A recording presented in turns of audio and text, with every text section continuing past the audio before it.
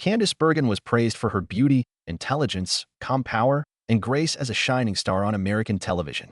The audience saw her as a self-made actress. She carried traumas she rarely spoke of behind the spotlight, prizes, and headlines. Her life was defined by rejection, loneliness, and her father's emotional absence. Candice, born in Los Angeles on May 9, 1946, was raised in a gorgeous environment. Her parents, Edgar Bergen, a famous ventriloquist, and Frances, a model. But Candice often felt like an outcast in her family.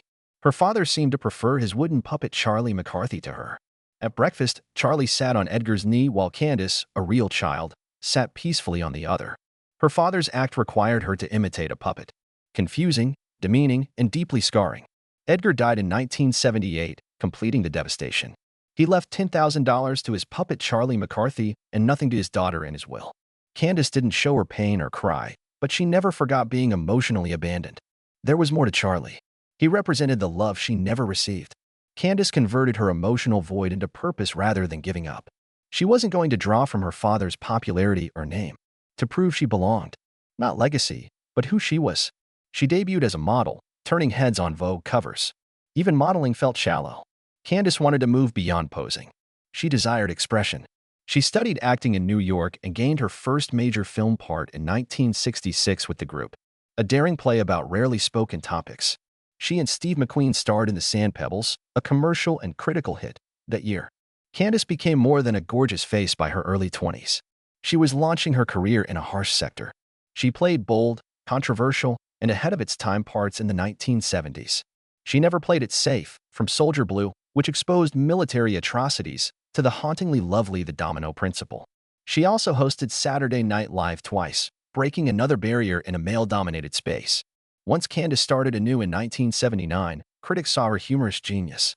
She received Golden Globe and Oscar nods for her comically tone-deaf aspiring singer role. She showed she could offer drama, comedy, and real emotion at that moment.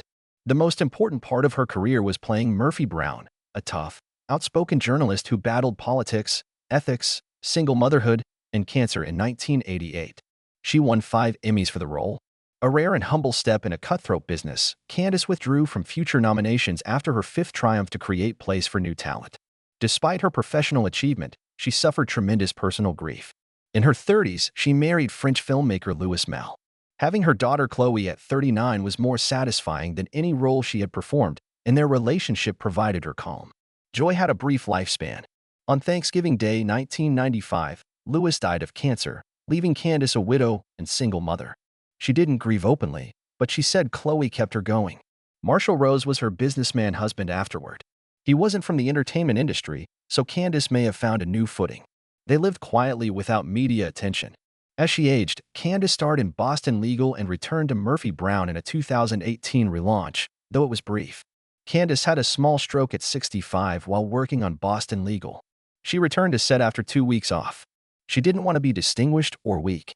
She finally spoke about it 6 years later. After a tumble, she broke her pelvis and joked, "I break if I fall." Candice never hid her age, unlike many Hollywood stars. She accepted.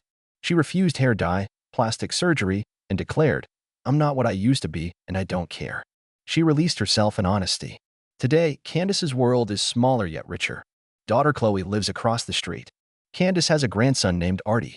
She tells him, "I love you every day," things her parents never spoke. She repeats it even if he doesn't comprehend because she wants him to know what love sounds like. Although Candice Bergen is most known for Murphy Brown, her legacy is her dignity, genuineness, and quiet strength. She showed the world that happiness doesn't require a flawless childhood, infinite prizes, or continual adulation. You need bravery to be yourself, emerge from the shadows, forgive the past, and build the life you once wanted. Maybe Candice's tale impacted you because we all have invisible wounds. Like her, we can learn that noise doesn't always heal. This generally comes from repeatedly choosing truth.